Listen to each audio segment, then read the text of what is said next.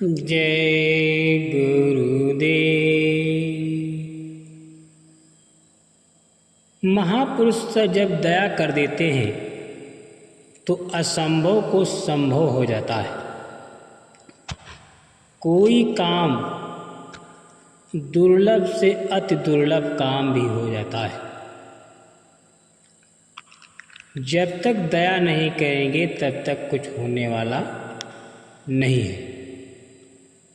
और संत महात्माओं को पहचानना या जानना हम आपकी बुद्धि के परे है। इसी विषय में एक नौजवान शिष्य अपने गुरु के पास पहुंचा और बोला, गुरु जी एक बात समझ नहीं आती, आप इतने साधारण वस्त्र क्यों पहनते हैं? इन्हें देखकर लगता ही नहीं कि आप एक ज्ञानी व्यक्ति हैं जो सैकड़ों शिष्यों को शिक्षित करने का महान कार्य करता है।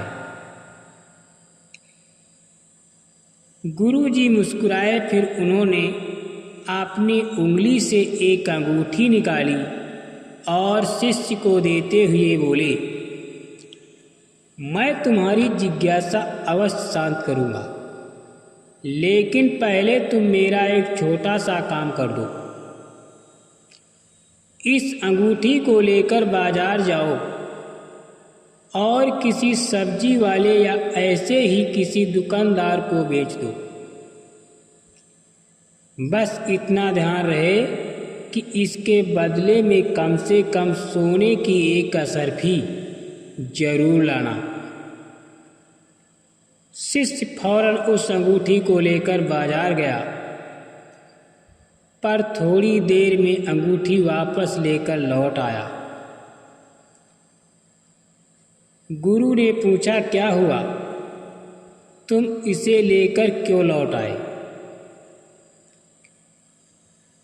शिष्य ने कहा, गुरु जी दरअसल मैंने इसे सब्जी वाले, किराना वाले और अन्य दुकानदारों को बेचने का प्रयास किया, पर कोई भी इसके बदले सोने की एक असरफी देने को तैयार नहीं हुआ।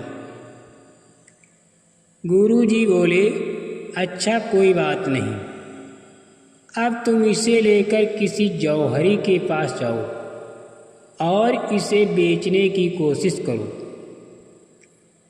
शिष्य एक बार फिर अंगूठी लेकर निकल पड़ा। इस बार भी कुछ ही देर में वापस आ गया। गुरुजी ने पूछा, क्या हुआ? इस बार भी कोई इसके बदले एक असरफी भी देने को तैयार नहीं हुआ। शिष्य के हाव भाव कुछ अजीब लग रहे थे।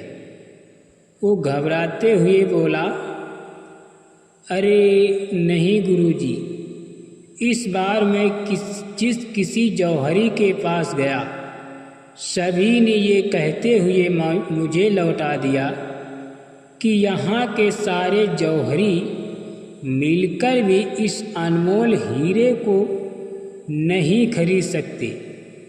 इसके लिए तो लाखों असरफियाँ भी कम हैं।